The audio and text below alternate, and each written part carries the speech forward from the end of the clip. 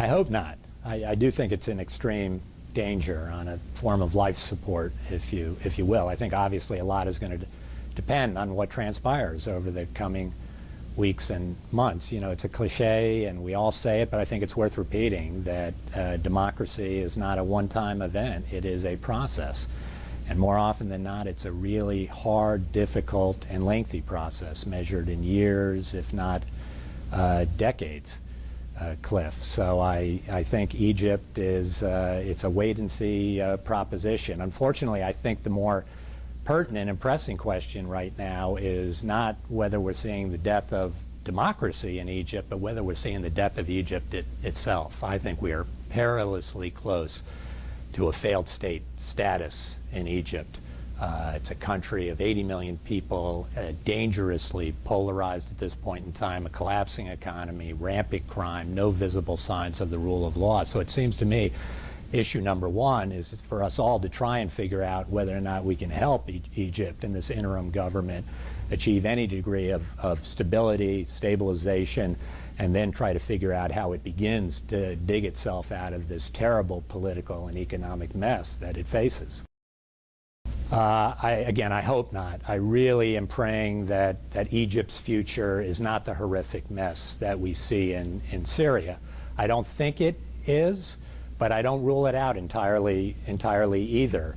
At the end of the day, I just think the Egyptian military is too powerful, too coherent an institutional force, and I do think it enjoys enough residual support across broad sections of the Egyptian population that they're going to be able to avoid that descent into all-out civilian conflict. Now, having said that, I do think, particularly in light of the very unfortunate choice that I think Morsi and the brothers have made to go for martyrdom rather than for compromise and conciliation, that we probably are looking at a sustained period of some level of civil strife. I do think this could get quite nasty, and I think we got to buckle up and prepare for that.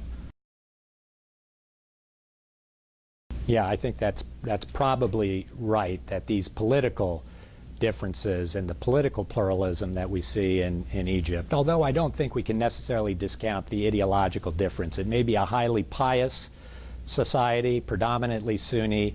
That doesn't mean that the Brotherhood, particularly the Brotherhood experience of the last year, has a lot of deep resonance in that society, the way they've governed Egypt in the last year in this majoritarian, very harsh way.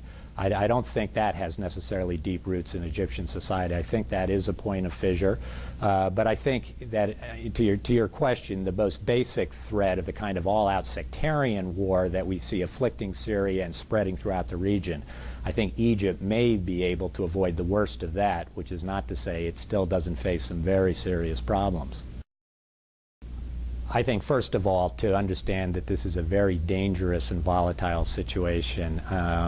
It's a situation that I think calls for some degree of restraint and prudence and a willingness to recognize that we may not be able to determine the outcome here. But I think we need to tread carefully given how fluid and dynamic the situation is. And I think all we can do is, as best we can, take the situation, the hand that we've been dealt, try and support the Egyptian people and this interim government as best we can to achieve some degree of stability, and then to try and begin very slowly to put Egypt on the path to some degree of greater pluralism, freedom, and liberalism as a state. But I think we've got to be very careful about kind of casually jeopardizing the one really viable relationship that we have in Egypt with the Egyptian military. This is a very imperfect partner. We don't have huge amounts of leverage, particularly when it believes it's involved in an existential conflict with a very serious enemy in terms of the Muslim Brotherhood. But at the end of the day, we've been partners for 30 years. And the Egyptian military has willingly worked with the United States to protect some of our most vital interests in that part of the world, from the peace with Israel to the Suez Canal to cooperation in fighting jihadism and proliferation and the effort to stop Iran from getting nuclear weapons.